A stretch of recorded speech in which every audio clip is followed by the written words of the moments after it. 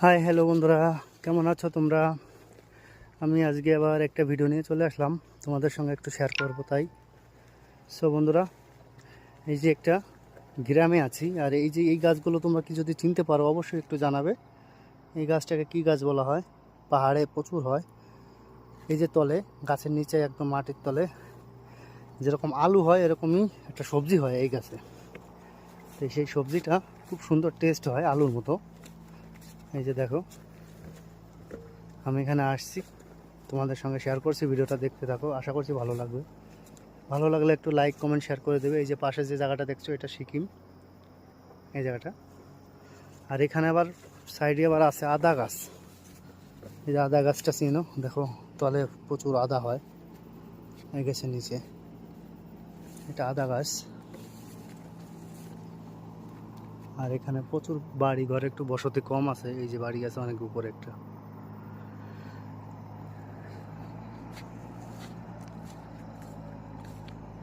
আমি এখান থেকে এবার সামনের দিকে চলে যাব হেঁটে। তোমাদের দেখাচ্ছি গ্রামে এসে, পাহাড়ি গ্রাম। এইদিকে এসে তোমাদের ভিডিওগুলো দেখাচ্ছি, ভিডিও করে জায়গাটা কেমন, কত সুন্দর লাগছে জায়গাটা, দেখো বন্ধুরা।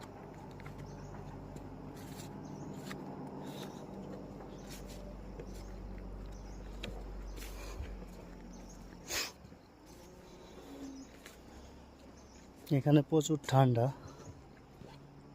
সুন্দর জায়গা, ঠান্ডা আছে প্রচণ্ড, প্রচুর পরিমাণে ঠান্ডা এখানে বন্ধুরা।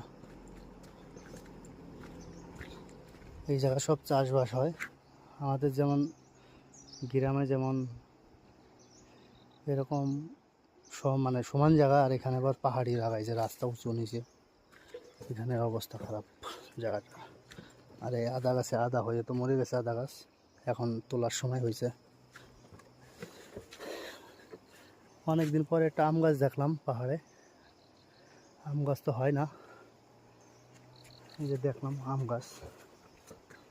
আর এই যে আদা, সব আদা গাছ মরে গেছে, এখন আদা তোলার সময় হয়ে গেছে।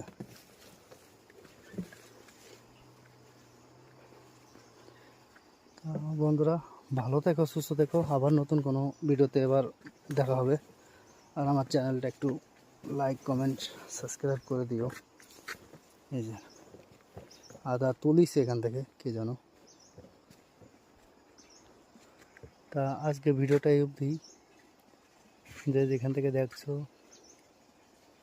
আবার কোনো নতুন ভিডিওতে দেখা হবে। ভালো থেকো বন্ধুরা।